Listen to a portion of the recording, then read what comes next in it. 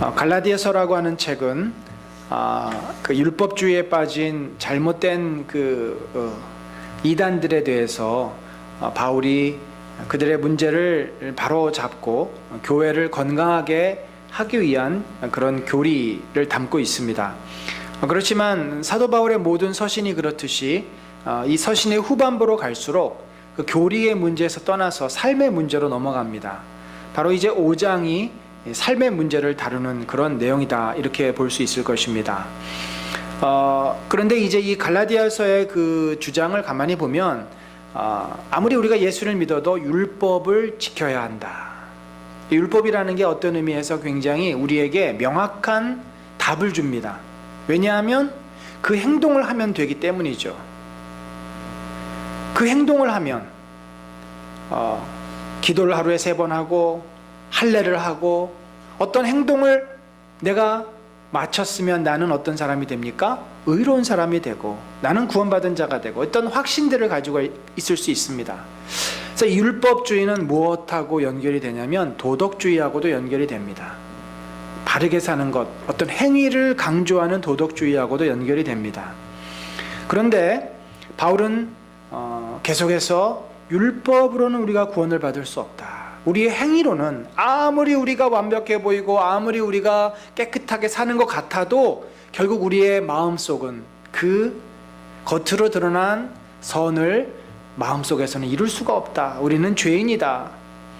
그래서 우리가 구원을 받는 것은 율법을 행함이 아니라 믿음으로, 주 예수 그리스도를 믿고 그의 사랑을 믿고 그의 은혜를 믿음으로 우리가 구원을 얻는다. 이것이 갈라디아서 앞부분의 주장입니다. 주제이죠. 그런데 율법을 버렸어요. 율법이 필요 없게 됐어요. 그러니까 갑자기 뭐가 생겼습니까? 자유가 생겼습니다. 하루에 3번 기도하는 줄 알았는데 기도를 안 해도 되네? 일주일에 2번 금식해야 되는 줄 알았는데 그것이 구원하고 상관이 없네? 자유가 생겼어요. 갑자기 자유가 생기니까 사람들이 어떻게 됩니까? 그 자유를 너무 누리다 보니까 혹은 잘못 사용하다 보니까 방종으로 흘러갈 수가 있게 됩니다. 그전에는 율법이라고 하는 기준이 있어서 그 틀 안에 머무르려고 했는데 그 틀이 없어져 버리니까, 울타리가 없어져 버리니까 사람들이 방종으로 흘러가는 모습을 보입니다.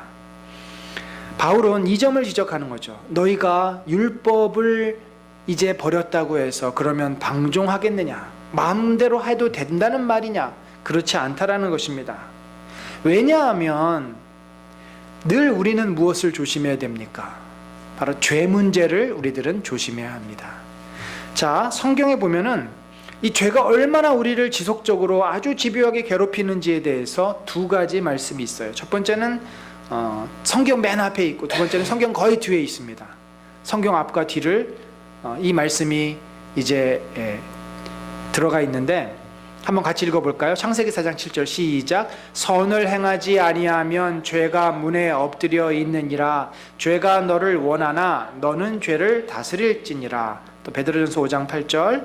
근신하라 깨어라 너희 대적마귀가 우는 사자같이 두루 사니며 삼킬 자를 찾나니.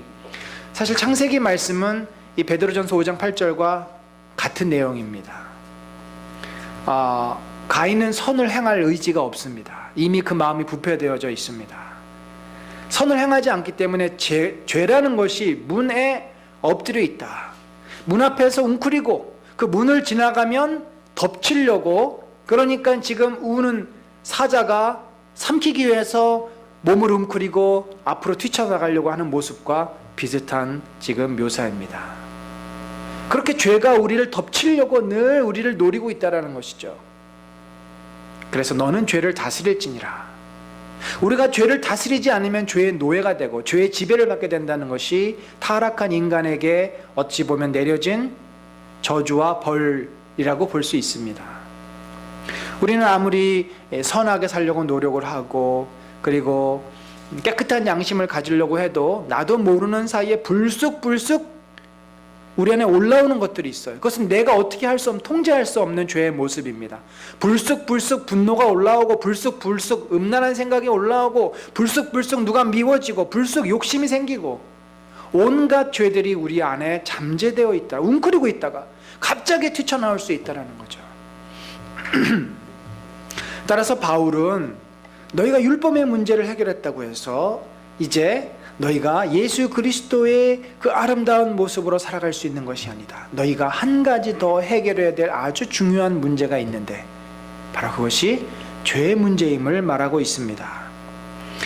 그러면서 바울은 이제 16절, 17절, 18절에 이 죄 문제를 어떻게 다루어야 하는지를 말씀하고 있는데 16절과 18절이 반복이 됩니다. 여기 보면은 너희는 성령을 따라 행하라. 18절에 너희가 만일 성령의 인도하시는 바가 되면, 자, 성령을 따라 행하라는 건 뭐예요? 성령을 따라서 가라는 거죠. 행한다고 하는 것은 간다는 말입니다. 걷는다는 말이에요. 그러니까 성령께서 걸어가시는 대로 나도 걸어가는 겁니다. 그러니까 성령의 인도를 받는 거예요. 성령의 말씀에 예수님을 두면 예수님과 동행하는 겁니다. 예수님이 가시는 길을 걷는 거예요. 예수님이 인도하시는 대로 가는 겁니다. 바로 성령은 예수의 영, 주님의 영이기 때문에 같은 말씀이죠. 그러니까 주님과 동행하면서 주님의 인도를 받는 삶, 그러면 그렇게 살면 어떻게 돼요? 육체의 욕심을 이루지 아니하리라. 율법 아래에 있지 아니하리라. 그러니까 성령이 우리를 지배하면 방종으로도 흐르지 않고 도덕주의로도 흐르지 않을 수 있다는 거죠. 성령이 우리 안에 지배하고 있으면 이 두 가지의 잘못된 방향으로 우리가 빠지지 않는다는 말입니다.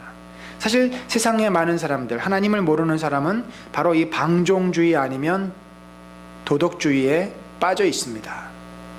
어느 정도 윤리적으로 깨끗하게 살고 양심에 호소하면서 사는 분들은 자기가 굉장히 의롭다라고 스스로 자부합니다. 도덕적으로 나는 깨끗해, 나는 죄도 안 지었고, 그러나 여전히 그 겉으로 드러나는 행동, 그 안에는 온갖 인간이 가지고 있는 죄악들이 가득 차 있습니다. 그것이 드러나지 않을 뿐이지. 그러나 어느 수위에서 그 사람도 견딜 수 없는 상황이 되면 그것이 폭발하고 터져 나오게 됩니다. 반면에 성령을 따라 행하지 않으면 대다수의 사람은 육체의 욕심, 우리 안에 있는 숨어있는 죄가 우리를 지배하기 때문에 그 죄의 욕심에 따라서, 죄의 그 디자이어에 따라서, 이 욕심은 디자이어라고 되어 있어요. 그 욕망.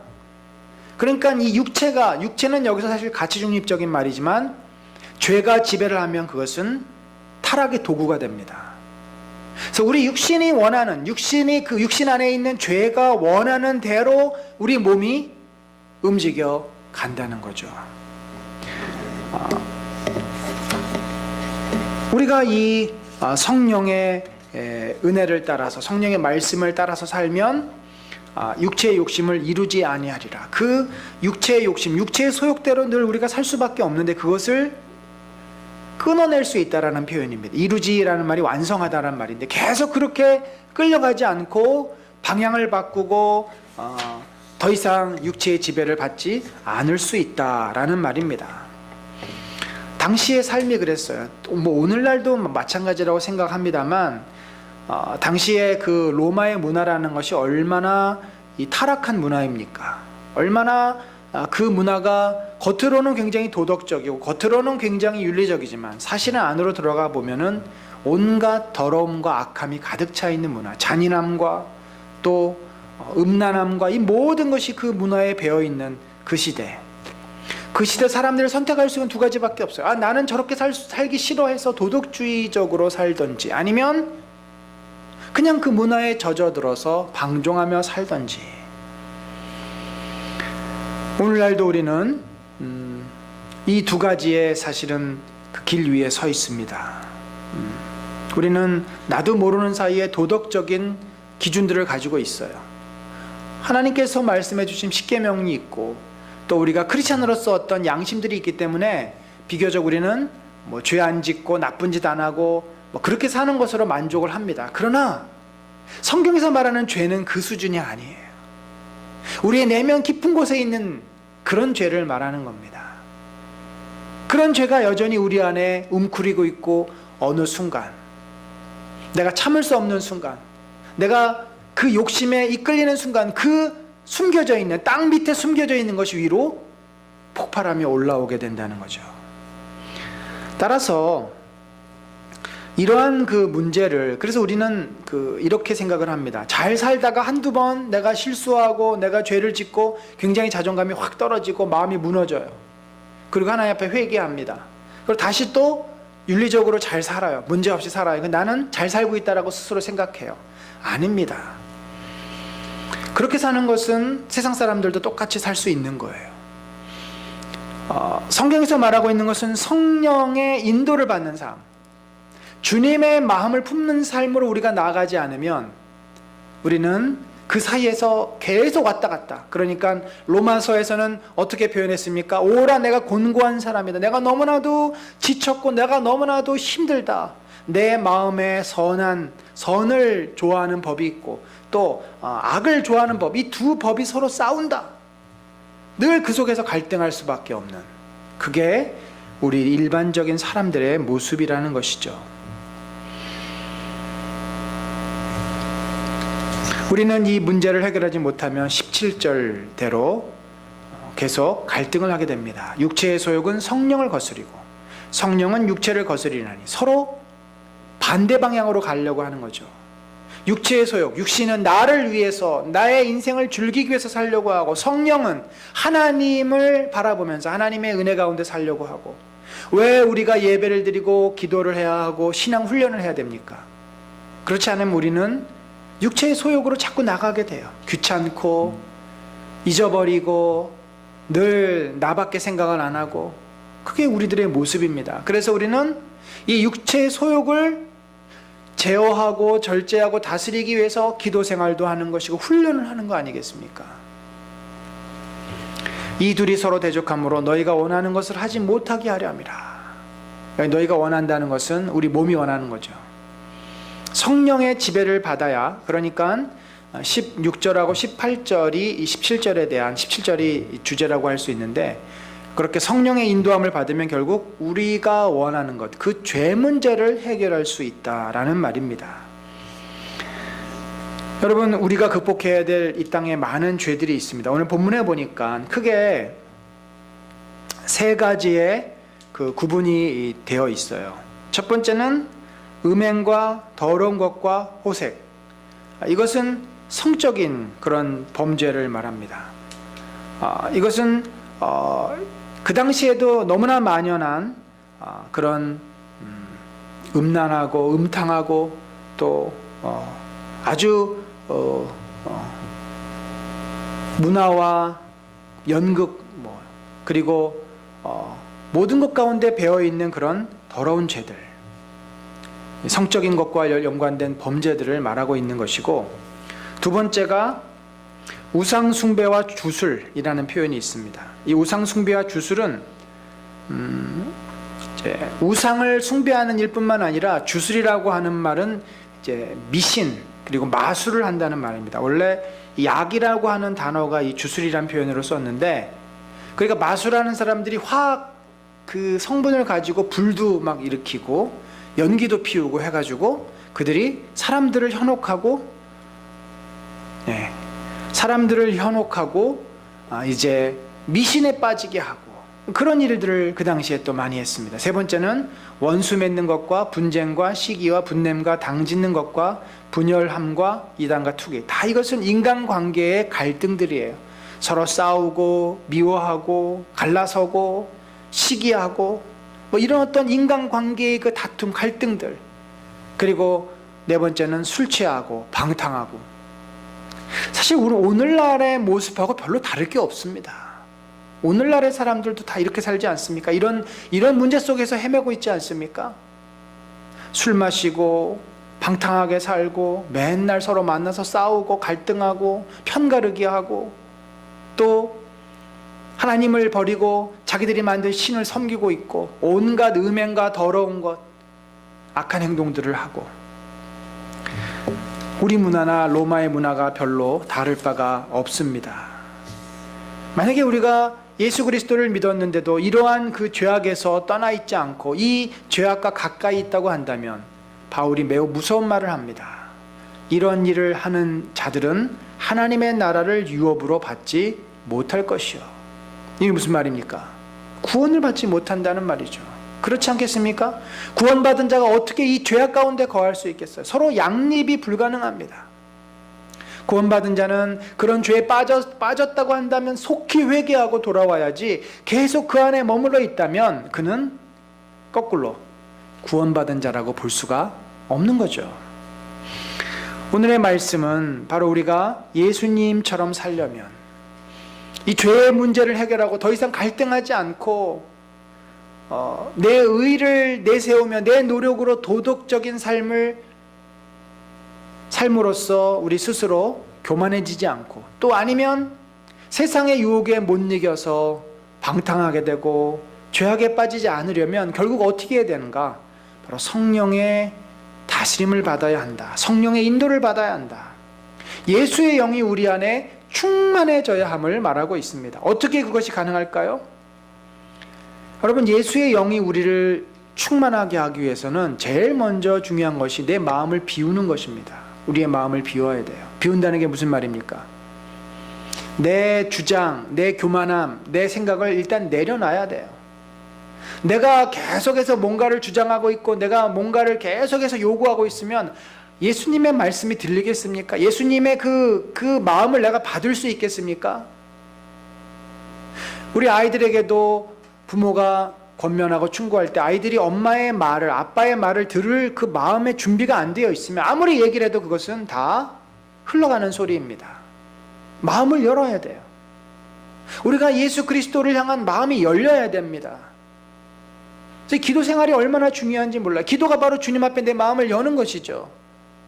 내 마음을 열고 내가 갖고 있던 생각들, 교만함, 내 습관, 이런 것들을 내려놔야 주님이 내 안에 들어오시고 나를 만지시고 내 안에 가득가득 그분의 은혜, 그분의 사랑이 채워지지 않겠습니까?